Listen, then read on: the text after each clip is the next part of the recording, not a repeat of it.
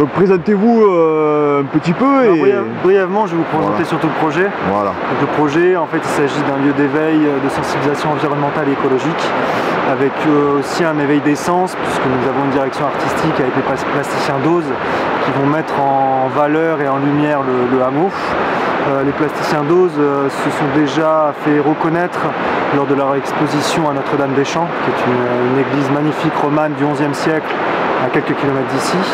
Vous êtes, alors on ne le voit pas derrière moi, vous êtes dans les gorges, on ne le reconnaît pas, mais vous êtes dans les gorges du Tarn, au tout début des gorges. Nous sommes donc au hameau de la Sablière. Vous ne le voyez pas derrière vous, parce que le hameau de la Sablière, on est sur un lieu du XIe siècle. On demandera peut-être à l'objectif de se tourner rapidement sur les fenêtres Rameneau qu'il y a juste derrière, peut-être après, maintenant. Voilà. Regardez juste ce type de fenêtre, c'est juste un premier goût. Vous êtes sur 11 bâtisses, du XIe siècle. On est sur le fleuron des touristes au début des années 30, sachant que derrière ces fameuses fenêtres se situe la chambre d'Édouard Alfred Martel, le célèbre spéléologue qui a mis le tourisme au goût du jour dans les années 30 et qui a amené vraiment ce tourisme, ces gorges et cette région à être connue et reconnue par les tourismes citadins et le tourisme aristocratique du début du siècle. Le projet de la Sablière, c'est quoi? On est sur un projet de société, un projet de territoire. C'est un lieu, donc je le répète, on est sur 6 bâtisses, on est sur un espace de 8 ateliers, nous avons 800 m² sous couvert, nous avons 1200 m² à l'extérieur, on est sur un hameau assez exceptionnel, je vous invite à taper la Sablière sur internet pour le voir. On est donc en rive gauche des gorges du Tarn, on est à 5 km des communes du Rosier et des Vignes. C'est la D907 que nous avons en face. On est sur le grand site, le grand site des gorges du Tarn et de la Jonte. Donc avec effectivement ces 800 000 touristes et visiteurs par an. Pour donner juste un chiffre, puisqu'on a commencé à en annoncer, le hameau est pris en photo 250 000 fois par an. Nous avons plus d'un touriste sur 4 qui s'arrête en face, donc je vais refaire un mouvement de caméra pour vous montrer la route effectivement qui a été construite du bon côté. Vous avez donc juste en dessous, on voit les voitures. On voit effectivement les voitures, voilà. Donc ils s'arrêtent toute l'année pour prendre en photo le village. Vous aurez, je pense, une très belle photo à mettre du village après, avec effectivement donc, le Tarn en début de bassin qui coule en dessous de nous. On le voit et on l'entend. Voilà, avec le célèbre rapide de la Sablière. Donc on est sur un lieu reconnu en tant que tel et on y souhaite y développer un projet de société, un projet de territoire. Et un projet de société, un projet de territoire, c'est quoi? C'est un lieu où on mutualise les compétences. C'est un lieu qui est ouvert à toutes les associations et à tous les acteurs légitimes qui veulent participer et faire des projets dans un but et un objectif de transmission de savoir, de partage de passion et d'échange. Les deux règles étant la création et la contemplation. Réapprendre à regarder, réapprendre à utiliser ses mains, réapprendre à se réattribuer du temps. Comme je disais tout à l'heure, on nous apprend depuis les années 60 que le temps c'est de l'argent. Moi on m'a dit que le temps c'était une durée de vie. Si on met ces deux vérités absolues ensemble, ça voudrait dire que l'argent est une durée de vie. Est-ce qu'on souhaite vraiment ce paradigme-là? Le but de la Sablière, c'est au moins de se poser la question, le temps de la traversée du Tarn, de se demander ce qu'on cherche, ce qu'on souhaite. Ayant travaillé pendant 15 ans en agence de publicité, en ayant fait de nombreuses campagnes de publicité, j'ai appris à frustrer les gens de ne pas posséder la dernière bagnole, de pas frustrer les gens de ne pas posséder la dernière paire de chaussures. La Française des Jeux, n'en parlons pas. Bon, je cite des noms, c'est pas bien, mais je m'en fiche.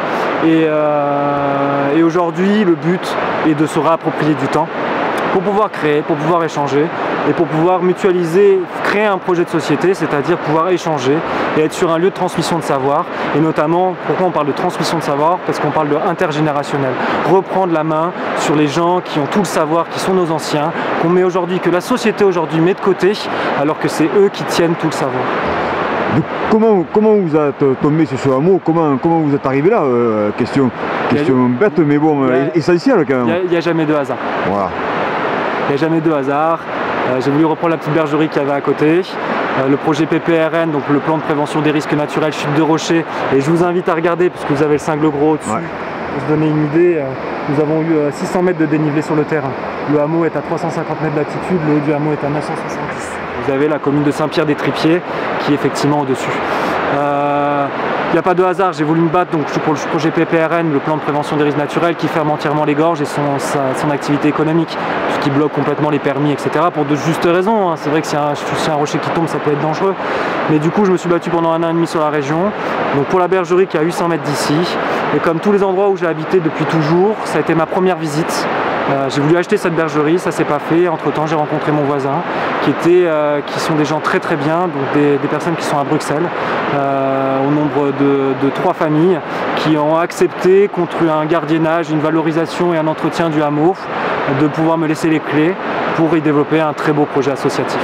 Voilà, oui, parce qu'il faut bien le dire, ici on est quand même sur une propriété privée, donc voilà, vous avez passé un deal, bon, le mot va vous choquer, mais non, c'est bon, voilà. Un lieu où il y a un bail commercial, il n'y a pas un bail commercial, il y a un bail associatif qui est juste mené en disant je déclare que peut être réalisées les missions de l'association L'Essentiel Les Amis de la Sablière, qui sont des missions de sensibilisation et d'éveil environnemental, et c'est tout.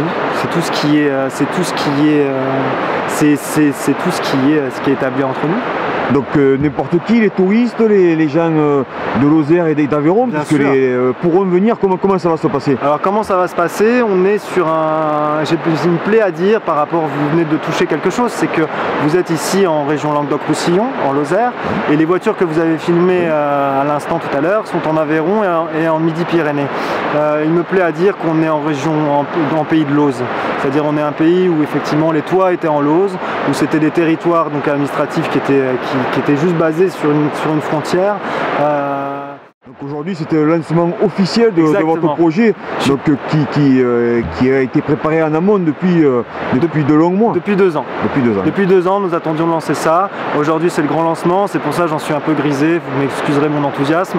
Et j'étais ravi d'accueillir aujourd'hui des bels exemples d'encouragement qui ont été déjà avant tout les CDT, donc le comité départemental du tourisme de la Lozère et de l'Aveyron qui étaient côte à côte. La dernière fois qu'ils ont été à côte c'était à Bruxelles.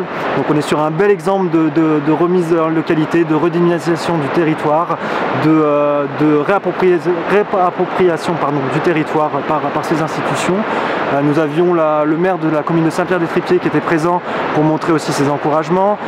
Nous avions donc le maire Hubert Granier qui n'était pas présent mais qui a fait preuve déjà de son encouragement, donc commune de Montséjoul et de l'Aveyron, pour le développement de ce projet. Nous avons également la présence d'Alain Monrosier, du directeur ou président, je ne sais pas, je ne connais pas son statut, du comptoir paysan, qui a rendu possible la réémergence du Côte de Millau. Bel exemple de persévérance. Voilà, aujourd'hui on est sur 2 choses. On est sur une société civile qui souhaite s'organiser. Pour ça, les institutions doivent nous aider.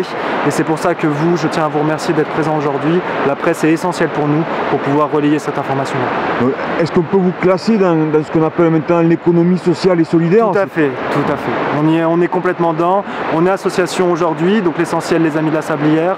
Dans 3 ans, je souhaiterais basculer en SKIC, Société Coopérative d'Intérêt Collectif. Une fois que vraiment toutes les activités auront une parfaite légitimité reconnue, on pourra développer des belles choses. La société civile, je pense qu'aujourd'hui, il y a une vraie crise du politique. Les gens se désintéressent complètement des activités politiques parce qu'ils n'y participent pas. Aujourd'hui, les gens, il faut qu'ils y participent. C'est pas aux autres de nous montrer la route, c'est à nous-mêmes de la créer. Si je peux encourager moi des gens sur une voie, tant mieux. Voilà, aujourd'hui, il faut croire en soi avant tout. Ça ne sert plus à rien de croire aux autres. Il faut croire en soi avant tout. Donc il y aura 2 volets, il y a le volet des personnes, des artistes que vous voulez accueillir ici. Complètement, tous les passionnés. Et voilà, et puis après il y a le volet aussi des gens qui passent ou qui pourront venir ou visiter. Alors, donc il y aura cette interaction, non? Il y aura cette interaction, mais la visite du hameau, comme effectivement le hameau, il ne faut pas qu'il y ait plus qu'une certaine nombre de pourcents. Voilà, il ne faut pas qu'il y ait trop de monde. Par contre, ce qui est offert aux visiteurs extérieurs, c'est toute une visibilité par l'intermédiaire de l'autre rive, où nous avons une bâtisse également, avec la présentation de toutes les activités, toutes les informations qui se doivent. Tous les partenaires et réseaux qui travailleront pour l'association en rive gauche seront représentés en rive droite, avec leurs actions et leurs activités seront présentées. Les produits et services seront présentés à la boutique du hameau. La boutique, ou plutôt vitrine.